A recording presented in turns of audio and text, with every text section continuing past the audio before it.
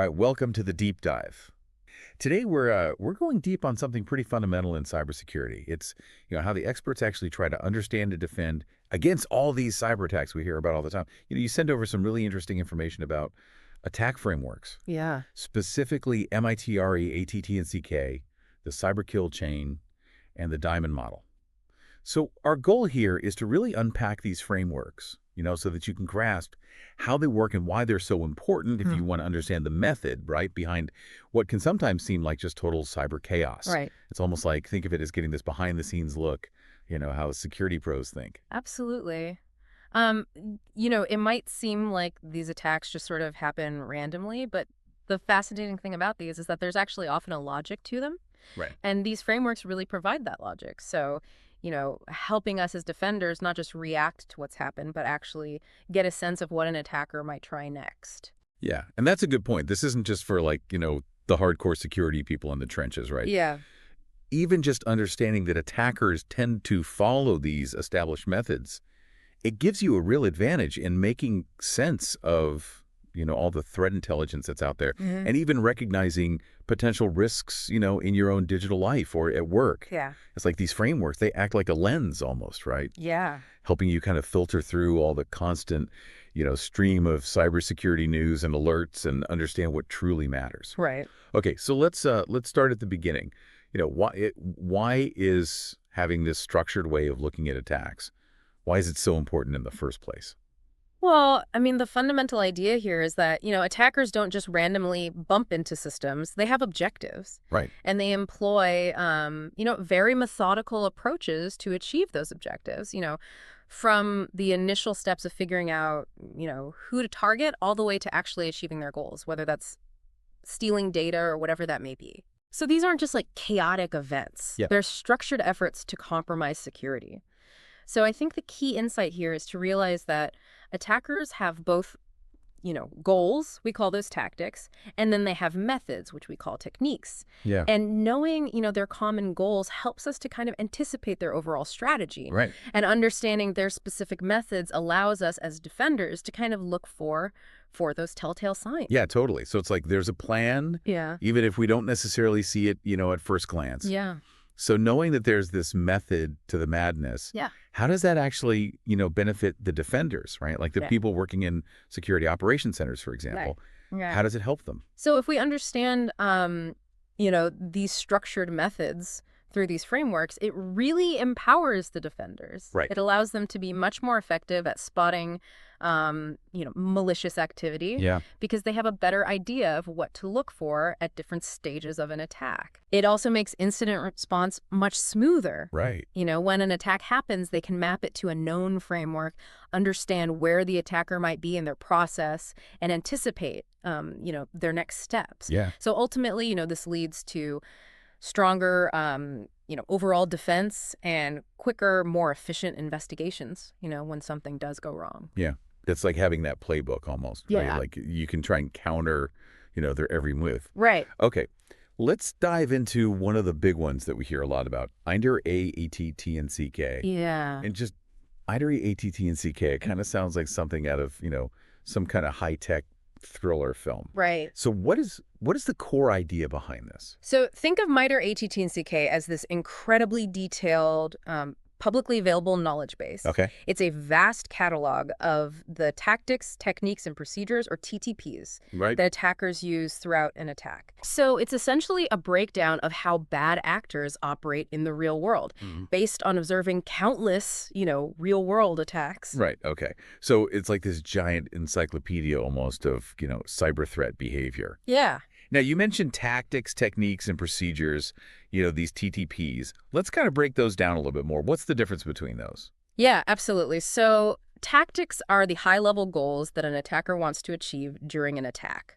Think of it as the what they're trying to do. So examples include, getting initial access to a system, executing code, maintaining their presence over time. That's persistence. Right. So that's the tactic. It's the broad objective. Got it. Okay. Now, techniques describe how an attacker achieves those tactical goals. Okay. So for the initial access tactic, a technique might be phishing, for example. Right. Tricking someone into giving up their credentials or clicking a malicious link. For persistence, A technique could be creating a new user account that they control, or modifying how programs start up automatically. So this is the specific method they employ. Okay, so the tactic is the goal, the technique is the method. Yes.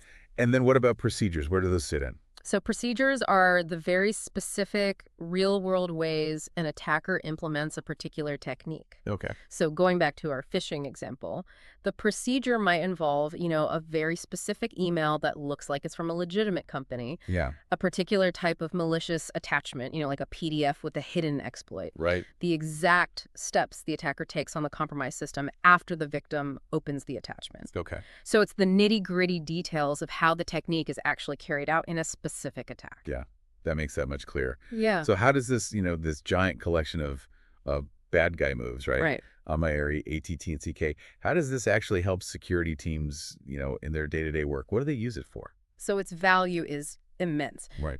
Primarily, it helps security teams to map real-world attacks that they observe or that they learn about. Right. So by categorizing attacker behavior according to the ATT and CK framework, they can get a much clearer picture of the attack's progression. Right.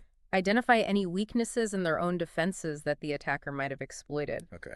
And it also provides a common language for describing attacker behavior. Yeah. Which makes sharing threat intelligence between, different security teams and organizations, and makes it much more effective. Yeah, that common language, that shared understanding Right. is so important. It's like actionable intelligence, right? Exactly. It's not just knowing what happened, but being able to, use that information to improve security. Right. You also mentioned red teaming and blue teaming. Yeah. How does ATT and CK kind of fit into those simulated attack scenarios? So in simulated attack scenarios like red teaming, where security professionals will actually act as attackers to test defenses, the MITRE ATT and CK framework provides this really structured and realistic way to plan and execute those attacks. Okay. So they can choose specific techniques that real-world attackers are known to use. Right. And then this allows the blue team, the defenders, to practice their detection and response skills against those very techniques. Okay. So it's like a cyber war game almost, where both sides are operating, based on real-world threat intelligence. Yeah, so the red team is using the ATT and CK playbook almost to see if they can break in using known methods. Right. And then the blue team is using it to figure out, how they would have detected it, how they would have stopped them. Right. Makes perfect sense. Let's go back to that phishing example we talked about earlier. Someone clicks a malicious link. Right. How does ATT and CK kind of help beyond just saying, oh, well, that was phishing? Yeah. So what's fascinating here is that once you identify phishing as that initial access technique, you can then use MITRE ATT and CK to explore what other techniques an attacker commonly uses after successfully phishing someone. Right. For example, they might try to escalate their privileges on the compromised system to gain more control. Right. Knowing this allows security analysts to proactively look for indicators of those subsequent techniques. So it's about understanding the likely progression of an attack and strengthening defenses against the entire chain of events, not just the initial point of entry. Yeah, that's super valuable. It's like, predicting the next move in a game of chess, right, based on the opening. Right. Okay, let's shift gears to another framework that we talked about, the cyber kill chain. Right. This one sounds pretty direct, with that kill right in the name. Yeah. What's the core idea here? So the cyber kill chain, it was developed by Lockheed Martin. It offers a chronological, step-by-step view of an attack. It breaks down an intrusion into 7 distinct phases, starting from the very first, reconnaissance all the way to the attacker achieving their final objective, which is often, stealing data. It's all about visualizing that life cycle of an attack as this, sequence of events. Okay. 7 phases, huh? Okay. Yeah. Let's run through them. What's the first step in this chain of cyber unpleasantness? Right. So the first phase is reconnaissance. Okay. This is where the attackers are essentially gathering information about their target. Okay. They might be, scanning the target's network, researching employees on social media, looking for, any publicly available information that could be useful. It's the pre-attack intelligence gathering stage. Got it. So they're doing their homework. Right. Okay.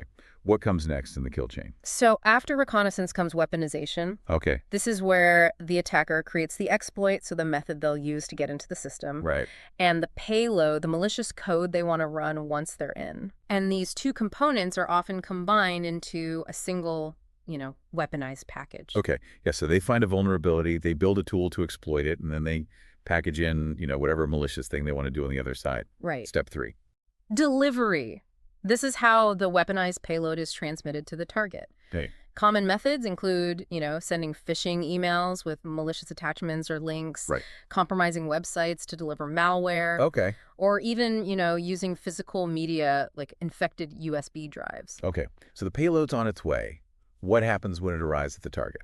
That leads us to exploitation. Okay. This is the moment when the attacker actually gains unauthorized access to the target system by leveraging, a vulnerability. Right. This could be exploiting a weakness in software or, tricking a user into running the malicious payload. Right. Got it. The breach. Okay. Right. What's the next link in the chain? Installation. So once they've gained that initial access, attackers often need to establish a more persistent foothold. Yeah. So they can come back later. Right. So this phase involves installing things like backdoors or other types of malware that will allow them to maintain access. Okay. Even if their initial entry method is discovered and blocked. Right.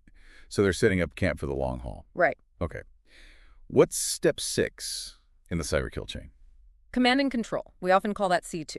Okay. In this phase, the attacker establishes a communication channel with the compromised system. Okay. This allows them to remotely control the infected machine, issue commands, and potentially move laterally to other systems within the network. Got it. So the attacker's now, remotely controlling the compromised system. Right. And finally, the 7th, and often I would say most damaging stage. Actions on objectives. Okay.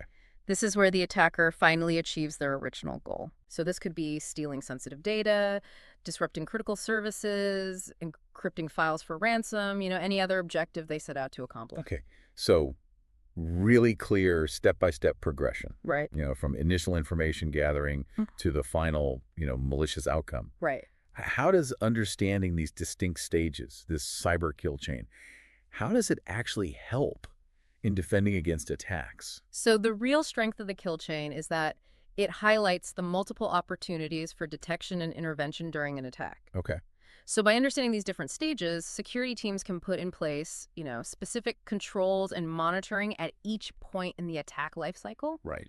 For example, having strong email filtering can block malicious attachments in the delivery stage. Right. Robust vulnerability management can prevent exploitation. Okay. And, monitoring network traffic for unusual communication patterns can help detect command and control activity. So the fundamental idea is to break the chain at any point before the attacker achieves their objectives. Yeah, it's not just about trying to stop the very last step, right? Right. It's about disrupting the process as early as possible. Exactly. You mentioned spotting phishing emails, at the delivery stage. Yeah. How can that prevent, a whole attack sequence? Well, if a security analyst can identify and block those phishing emails Right. before anyone within the organization clicks on a malicious link or opens, a dangerous attachment, they effectively prevent the exploitation phase from ever happening. Yeah. The attacker's weaponized payload never gets a chance to run. Right. And the subsequent stages, installation, command and control, actions on objectives are all avoided entirely. So early detection within the kill chain is often, the most effective and least costly way to neutralize a threat. Yeah. Prevention is always the best approach.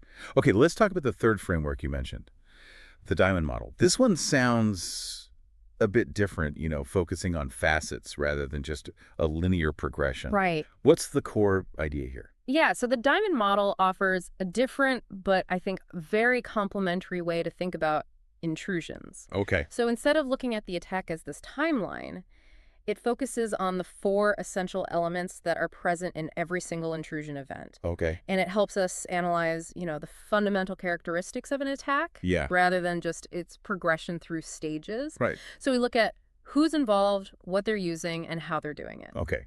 You said 4 key elements. Yeah. What are those? So the first is the adversary. Okay. This is the actual attacker, the group responsible for the attack. Right. The second is capability. Okay. These are the tools, the malware, exploits, or techniques that the adversary uses. Okay. The third is infrastructure. And this refers to the resources the attacker relies on. So things like their command and control servers, their IP addresses, domain names. Right. And finally, the victim. Okay. So the targeted individual or organization. Got it. So it's looking at the who, the what, the where, and the whom almost of the attack, right? Right, exactly. How does analyzing these four interconnected elements, how does that help security professionals? So the real power of the diamond model is its ability to help connect seemingly unrelated pieces of information, Okay. what we call indicators of compromise. Right. So for example, if you have, multiple security alerts that involve, different attack techniques, Yeah. but they all point back to the same command and control server. Okay. That's the infrastructure. Yep. The diamond model helps you link those incidents together. Okay. And then that can help you attribute the activity to a specific adversary. Right. It's also incredibly valuable for threat hunting, so proactively searching for signs of attacker activity within a network. Right. And for understanding, the typical patterns and motivations of different threat actors. Yeah. I remember a case where we were tracking, seemingly unrelated incidents. Right. But by mapping the infrastructure involved using the diamond model, Right. we realized it was the same threat actor launching a coordinated campaign. Wow. So it's about piecing together the bigger picture by looking at these core components and how they relate to each other. Right. Exactly. You gave that example about, a shared IP address. Yeah. Can you elaborate on that a bit more to make it, really concrete? Certainly. So let's say your security systems flag, two separate events. First, a user receives a suspicious email with a malicious attachment. Okay. So that's a capability being delivered. Right. Second, you see unusual network traffic originating from, a different computer within your organization trying to connect to, a specific external IP address. Okay. So that's infrastructure. Right. Now, individually, these might seem like minor issues. Yeah. However, if you use the diamond model and you realize that the malicious attachment from the email, once opened, is what's causing that unusual network traffic to that specific IP address, Right. you can connect these events. Yeah. This really strong link suggests that both of those events are part of the same attack campaign, Right. likely orchestrated by a single adversary targeting your organization. Right. So, that's the victim. And this allows you to launch a more, comprehensive investigation. Yeah. And potentially uncover other, infected systems or, related malicious activities that you might have missed otherwise. That's a fantastic way to see how those seemingly isolated events, right, can actually be connected, and then they reveal a much larger threat. Exactly. Okay. Now, you'd mentioned briefly that there's some other frameworks out there. Right. Can you give us kind of a quick overview of a couple of the key ones? Yeah, absolutely. So beyond, MITRE's ATT and CK, the cyber kill chain, and the diamond model, there are several other important frameworks that serve different purposes. Right. The NIST cybersecurity framework, for instance, provides this very comprehensive and structured approach for organizations to manage their overall cybersecurity risk. Okay. It focuses on 5 core functions: Okay. identify, protect, detect, respond, and recover. Okay. So this framework is particularly useful for organizations to build a comprehensive security program, from the ground up, focusing on these key functions across their entire operation. Okay, so that's almost like a holistic framework for managing risk. Right, exactly. Okay. What about that pyramid of pain that you mentioned earlier? That sounds like a very descriptive name. It is. So the pyramid of pain is this, really helpful model for security analysts to understand how much pain they inflict on attackers Right. when they are successful in blocking different types of attack indicators. So at the bottom of the pyramid are, simple indicators, things like hash values of known malware. Yeah. These are very easy for attackers to change. Right. As you move up the pyramid, you encounter more, sophisticated indicators. Okay. Things like network signatures, domain names, IP addresses, the specific tools attackers use, their TTPs, those tactics, techniques, specific procedures they use. Right. And finally, at the very top, the adversary's infrastructure. Okay. So blocking indicators higher up the pyramid causes significantly more disruption and effort for the attacker. Right. Because these elements are much harder and more time-consuming for them to change. Right. So, focusing on detecting and blocking TTPs, for example, Yeah. is a much more effective long-term security strategy than just blocking, individual pieces of malware. Yeah, that makes sense. So it's like, focusing on the attacker's methods Right. and their infrastructure is where we can really kind of, make things difficult for them. Right. You also mentioned cyber threat intelligence, the CTI frameworks. Right. What about those? So CTI frameworks are specifically designed to support what we call intelligence-driven security. Okay. They provide structured ways for security teams to collect, process, analyze, and share information about threats. Right. And the goal here is to turn raw data into actionable intelligence that can inform, security decisions and actions. Right. And these frameworks often incorporate elements from, the other models we've discussed, Okay. like using MITRE, ATT, and CK to categorize the TTPs that are identified in threat intelligence reports Right. to provide this, more complete and useful understanding of the threat landscape. Yeah, so it sounds like these frameworks aren't really meant to be used in isolation. No. They can and should work together to kind of give this, much more comprehensive and nuanced understanding of the threats that we're facing. Exactly. So the key takeaway here is that these frameworks offer different but complementary lenses through which to view and understand cyber attacks. Right. And combining the insights from, MITRE, ATT, and CK, the cyber kill chain, the diamond model, and others leads to a much stronger, more proactive overall security posture. Yeah, fantastic. Well, we've covered a lot of ground today, really diving help into, these crucial attack frameworks. Just to quickly recap, those core ideas for you. MITRE, ATT, and CK gives us that detailed catalog of, attacker tactics, techniques, and procedures. The how of attacks. Right. The cyber kill chain lays out the chronological stages of an attack. That step-by-step progression. Right. And then the diamond model helps us analyze the fundamental elements of an intrusion. The who, the what, the where, and the whom. Right. And it's all about providing a structured way to understand, the attacker's mindset Right. and their methods. And the value for you, even if you're not working in cybersecurity, every day, Right. lies in its ability to provide crucial context to, the often very confusing world of, security news and alerts. Yeah. It helps you understand why certain security measures are important. Right. And it can even make you more aware of potential threats in your own digital life. Right. Yeah. It's about moving from just, reacting to security warnings Yeah. to having this more informed, more proactive understanding of the threats that are out there. Yeah. So here's a thought for you. Yeah. Now that you have this, foundational understanding of these frameworks, right? Right. How attackers think in terms of tactics and techniques. Right. How attacks generally progress through stages. Yeah. How might you approach evaluating the security of your own digital footprint Yeah. or the security measures of the services you rely on? Right. What specific questions would you now think to ask? Knowing Yeah. a bit more about how attackers think and operate, Right. it really does give you a whole new way to look at the digital world. It does. Thanks for joining us on The Deep Dive. Thanks for having me. Until next time. See you later.